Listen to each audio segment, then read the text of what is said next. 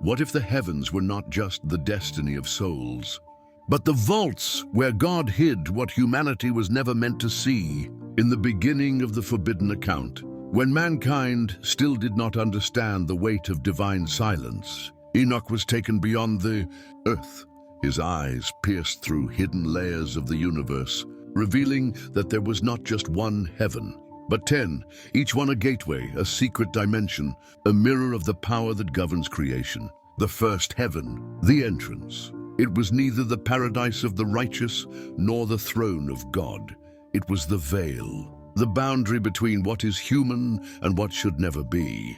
There Enoch saw streams of cosmic waters, rivers of suspended crystal, and guardians with burning eyes. A threshold between time and eternity. But according to erased traditions, Lucifer also walked within this first heaven. Before the fall, before the abyss, he knew the doorway to eternity. He saw the secrets of the boundary. If this knowledge was truly given to the angel who dared rise against the Creator, then his fall was not merely rebellion, it was calculation.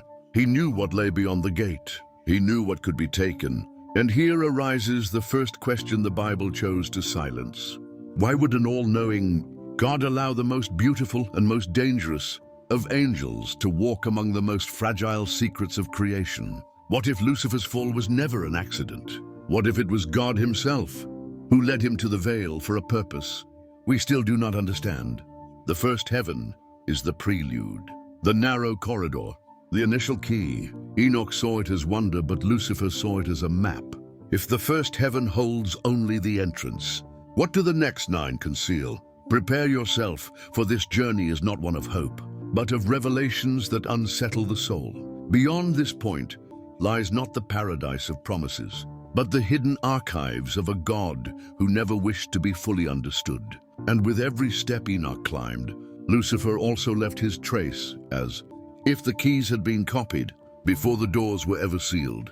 What do you think about this? Share your thoughts in the comments.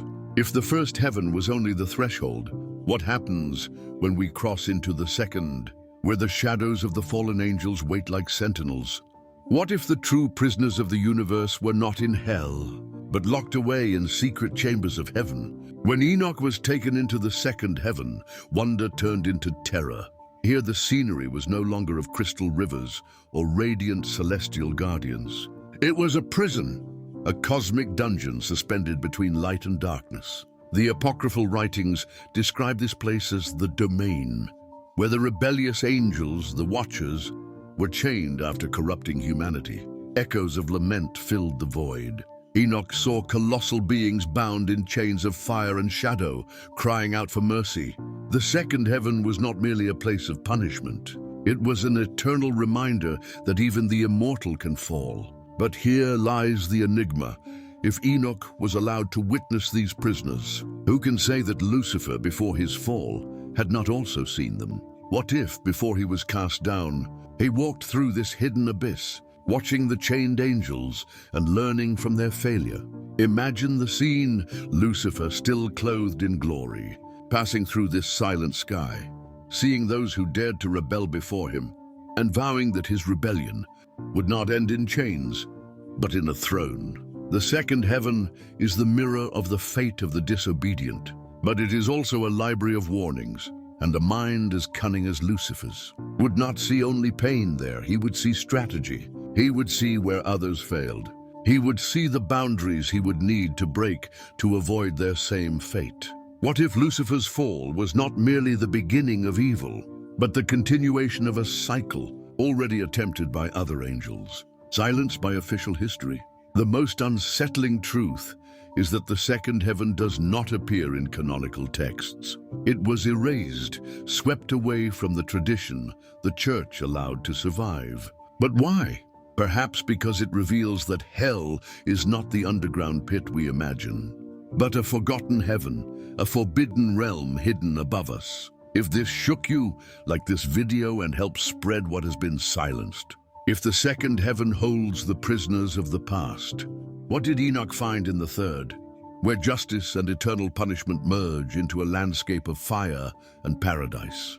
What if the promised paradise and the dreaded hell were just two sides of the same heaven? When Enoch was taken into the third heaven, he encountered a contrast so brutal that his words sound almost like delirium. On one side, a garden of indescribable delight, trees bearing eternal fruit, fragrances that healed, rivers of life glowing like liquid gold. It was the celestial Eden, not the lost garden of earth, but its cosmic origin. There dwelled the righteous souls, kept in peace until the day of reward. But with just a turn of his gaze, the vision dissolved into terror. For in the very same realm, separated only by an invisible chasm, were the condemned. Eternal flames, caverns of smoke, rivers of sulfur, souls in torment, fallen angels as wardens, and cries that never ceased. The third heaven was a duality, paradise and hell, coexisting in one place. And here lies the disturbing secret. Enoch does not describe hell as underground, but as a heaven that holds both joy and torment. Good and evil not as distant realms, but as Siamese twins. Now imagine Lucifer, still radiant in his glory, crossing this heaven before the fall. He would have seen the garden, yes, but he also would have beheld the burning abyss. And perhaps, upon realizing that the righteous and the damned coexist within the same space, he understood a forbidden secret, that God does not merely allow evil, but keeps it side by side with eternal promise. What if the Creator never destroyed evil, because it is an essential part of the divine machinery? This heaven is a mirror of contradiction. A God who offers eternal life, yet keeps fire in the chamber next door. A God who promises paradise, yet holds prisoners beneath his own feet. What kind of paradise is this? What kind of justice is this? It's not hard to imagine that this revelation ignited Lucifer's heart. For if evil was not an accident, if suffering stood within the same realm as paradise, then perhaps the Creator was not the absolute essence of goodness, but the architect of a cruel symmetry. And here arises the question that echoes to this day. Did Lucifer rebel not out of pride, but because he saw what no one else was meant to see? The third heaven is not merely a place. It is the revelation that eternity does not separate, but merges, that God hides his own shadow inside the very garden where he plants life. Subscribe. What comes next is even darker. If the third heaven already exposes paradise and hell side by side, what lies hidden in the fourth heaven, where the sun, the moon, and the stars are kept as the cosmic gears of the Creator? What if the sun was not just a star, but a prison of fire controlled by invisible hands? In the fourth heaven, Enoch did not find gardens or prisons, but something even more enigmatic, the very machinery of the universe. He was taken into the realm where the sun and the moon were not merely celestial bodies suspended in the void, but living entities watched over by legions of angels who regulate their paths. It was an immense domain, with radiant gates through which the sun entered and exited on its daily journey. Enoch saw the cycle of the moon inscribed on tablets of fire, each phase recorded as an eternal decree. The fourth heaven was the cosmic clock of God, the place where light and darkness were measured, where seasons, days, and years were controlled. But an inevitable forbidden question arises. If time itself is governed by angels, then who truly rules the destiny of mankind? Is God the sole conductor, or are these cosmic guardians the actual operators of eternity? Here the shadow of Lucifer hovers once more. For before his fall, he would have seen this secret mechanism. He would have understood that the sun, the moon, and the stars were not free, but bound by invisible commands. And perhaps he realized something even more disturbing, that even light itself is a prisoner of decrees. What if Lucifer did not rebel against the light, but against the chains that enslaved even the light? Picture the scene: Lucifer, the bringer of dawn, gazing upon the sun as a blazing captive, moving only when permitted. He, the morning star, watching the moon and understanding that even its silver glow was written onto fiery tablets by others. It is not difficult to see why he longed to break free. The fourth heaven reveals the order of the universe as a perfect prison. Every star, every season, every second, chained by invisible decrees. There is no chaos, but neither is there freedom. Perhaps this is why the canonical tradition erased these visions, because they expose that the cosmos is not spontaneous, but a directed theater. And in that theater, even light dances in chains. Share this with someone who needs to see what was hidden. If the fourth heaven guards the clockwork of the universe, what will be unveiled in the fifth heaven, where even the angels themselves appear to weep at the destiny imposed upon them? What if even the angels wept, not for the fall, but for the prison of humanity itself? Enoch was taken into the fifth heaven. Unlike the ones before, here there were no gardens, no flames, no cosmic machinery. What he encountered was silence and sorrow. Fallen angels, yet not chained in fire. They were angels in lament, colossal figures with heavy wings, seated in deep shadows, their gaze fixed downward, as if condemned to witness humanity's suffering without the power to intervene. These were the so-called Grigori, the angels who, according to apocryphal traditions, pitied the fragility of mankind. Some scholars confuse them with the Watchers who descended to earth and revealed forbidden secrets to mortals. But in Enoch's vision, the fifth heaven shows a darker image. They weep not out of rebellion, but because they are forced to witness the fate of mankind under laws even they cannot fully understand. What kind of creation is this, where even the guardians of eternity despair at human suffering? Now imagine Lucifer passing through this heaven, he the bearer of light, beholding angels in tears, the most radiant of all, seeing his brothers, not destroyed, but embittered, consumed by helplessness. Could this not have been the spark of his rebellion? For if even angels cry, does it not reveal that the divine order is far from perfect? The fifth heaven unveils something no church dares to proclaim, that there are angels who do not sing, do not praise, do not fight, but only weep. They weep for mankind. They weep for injustice. They weep for the silence of God. And if it is true that Lucifer witnessed these tears before his fall, then perhaps his revolt was not born of pride, but of twisted compassion. Perhaps he longed to free humanity from the cruel laws that even the angels could not endure. What if Lucifer was not the enemy of humanity, but the angel who saw what the others refused to face? The fifth heaven is the mirror of a dilemma. Remain silent or rise against the imposed order. The angels chose to weep. Lucifer chose to fight. Have you ever wondered about this? Share your vision in the comments. If in the fifth heaven the angels weep for mankind, what lies hidden in the sixth heaven, where the secret archives of God are kept, and where even the destinies of souls are written on eternal tablets? What if humanity's destiny was not written in the heart of God, but recorded in books that even angels can read? When Enoch was taken into the sixth heaven, the scene changed entirely. He did not see rivers, nor fire, nor tears. What he found was a realm of absolute order. Vast halls, libraries of light, and blazing tablets that seemed alive. Here dwelled the recording angels, celestial scribes, charged with writing and preserving the fate of nations.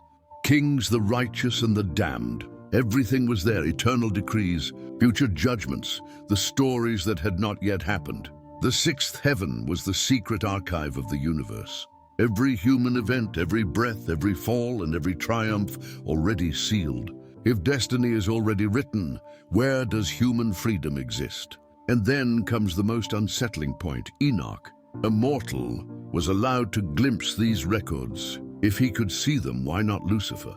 Before the fall, he must have walked through this hall of fiery tablets, beholding what no angel dared to question. Perhaps there he realized that there was no true freedom, only decrees chained together.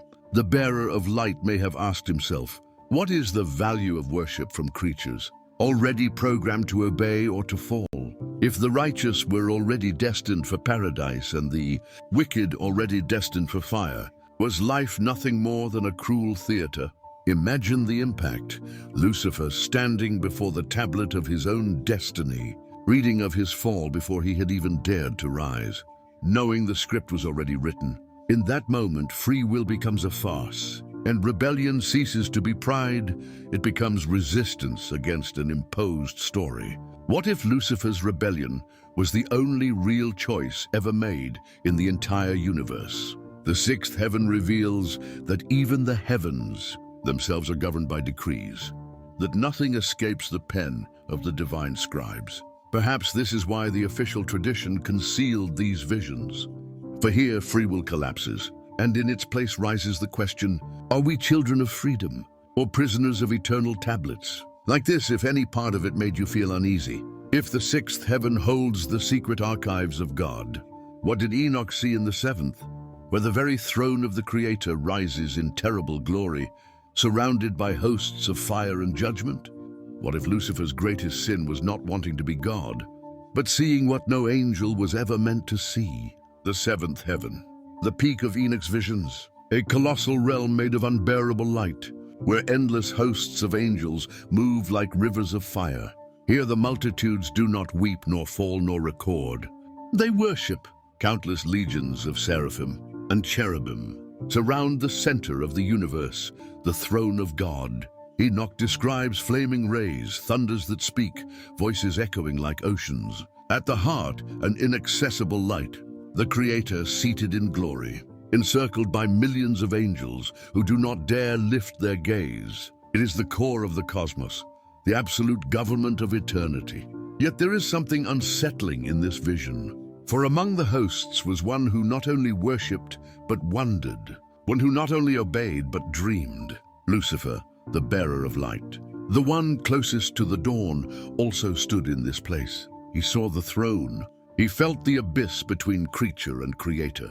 And what if his rebellion was born not of arrogance, but of the unbearable vision of a throne that could never be shared? In the seventh heaven, order is flawless. Angels move like gears, praises roll like endless echoes. But within perfection lies a prison. No thought, no choice, no difference. Only worship. For some, the highest glory. For others, the deepest captivity. What if Lucifer dared to think otherwise? What if, upon beholding the throne, he realized that the Creator does not rule through freedom, but through the fear of consuming light? Which is worse, the fall or eternal submission? Imagine the scene. The most beautiful of angels raising his eyes, if only for an instant, to contemplate the inaccessible throne. The silence of the hosts shattered by a glance of defiance. Not yet war, but a question that would ignite the cosmos. And why not me? The seventh heaven is not only glory, it is the battlefield between worship and power. And if Enoch, a mortal, was allowed to see it, what else did Lucifer uncover by being so near?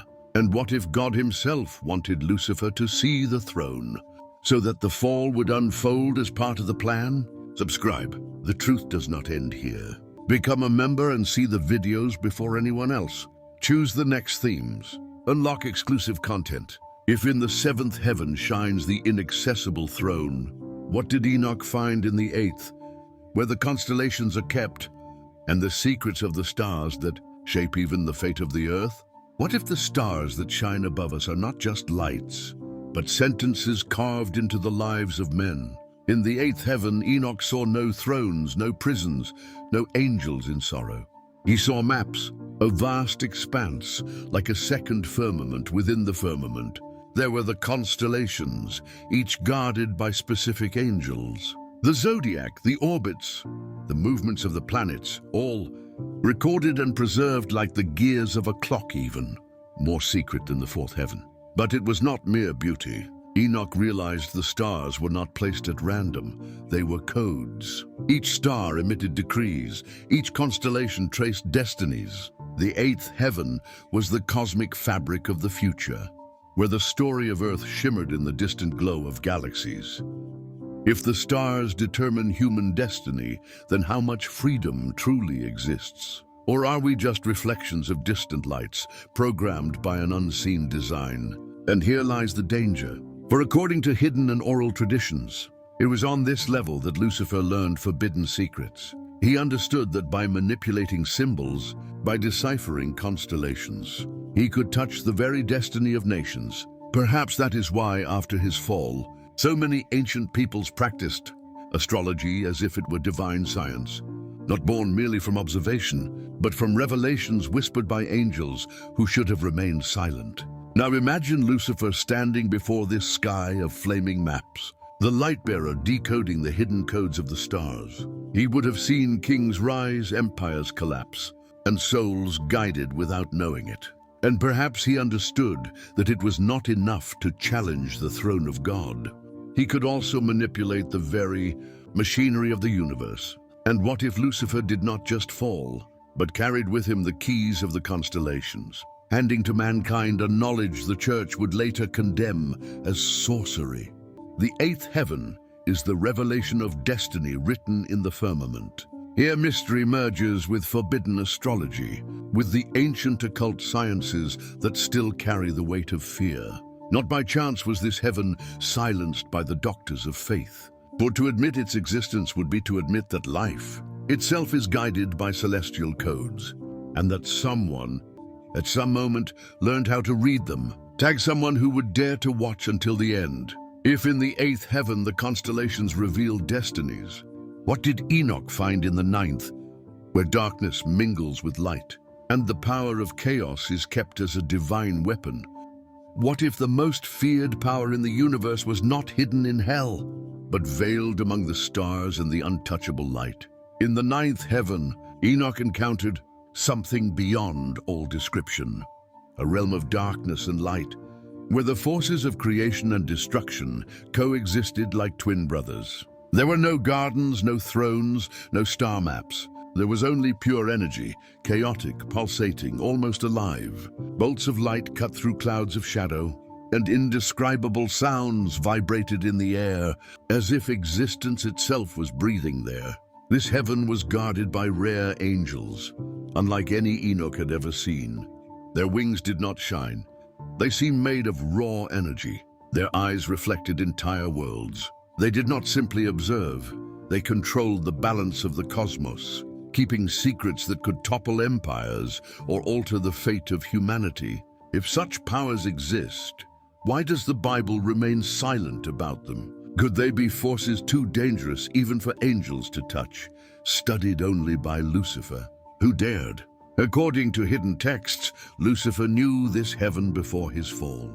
He beheld the very essence of chaos, the invisible engine of the universe, the force that binds creation to destruction. And perhaps he understood that it was not enough to defy God's throne, but to know and manipulate chaos itself in order to dream of his own dominion. Imagine the scene, Lucifer before a vortex of pure energy, feeling the heartbeat of entire worlds, grasping the fragility of divine laws, and for the first time, realizing that the Creator's order could be bypassed, that chaos might be the key to freedom or to final annihilation. The ninth heaven is no place for the weak. It is where knowledge bleeds into danger, where absolute power exists without restraint, and where the boldness of a single being could rewrite history. And what if Lucifer did not simply fall, but left this heaven carrying the secret of chaos, preparing his rebellion long before he was cast out of the seventh heaven? If this unsettled you, that was the point. Share your thoughts below. If the ninth heaven holds the power of chaos, what did Enoch discover in the 10th heaven, the place closest to the throne of God, where perhaps only Lucifer and the Creator themselves can touch the absolute truth? What if the truth God hid was not on earth, but in the 10th heaven, where no one was ever meant to set foot? The 10th heaven, the summit of Enoch's visions. Here there are no maps, no constellations, no gardens or prisons, only a blinding pure light wrapped in absolute silence. It is the very heart of the universe, the closest point to the throne of God. The air itself vibrates with knowledge beyond comprehension, and every breath feels as though it brushes against eternity. Enoch realized that here lay the ultimate secret, the final reason for all creation, the hidden purpose behind good and evil, the source of free will and destiny. No ordinary angel could draw near without being consumed by the light. Yet Lucifer, before his fall, is said to have crossed this heaven and glimpsed the indescribable. What if Lucifer discovered the key to crossing all the heavens? And it was precisely this knowledge that gave him the audacity to challenge the Creator. In the 10th heaven, the duality of the universe becomes unmistakable. Good and evil, chaos and order, light and shadow, everything converges at this single point. It is the secret no canonical scripture has ever revealed, the fragment of truth buried within apocryphal texts. Lucifer saw that creation was not a flawless design of goodness, but a delicate mechanism of balance where every act, every soul, every star plays an inevitable role. Now imagine the final dimension, Lucifer, the light-bearer, gazing into the very heart of the cosmos. He realizes that his rebellion was never only about power, but about forbidden knowledge, about daring to touch what no being was meant to understand. Here the choice between worship and defiance becomes eternal. The 10th heaven unveils the ultimate mystery that perhaps God and Lucifer share an understanding humanity will never grasp. That forbidden knowledge does not merely destroy those who seek it. It reshapes the very essence of reality itself. If Enoch's heavens truly exist, could Lucifer still hold the keys to pass through them? The light of the 10th heaven remains untouchable. And as Lucifer watches, the question that refuses to fade lingers. Will humanity ever have the courage to walk the same path and face the secrets even angels dared not touch? What if it's all real? Write your truth below. Share this with those who dare to question. Subscribe and uncover the mysteries that church and history tried to erase. Because some secrets were never meant to stay buried.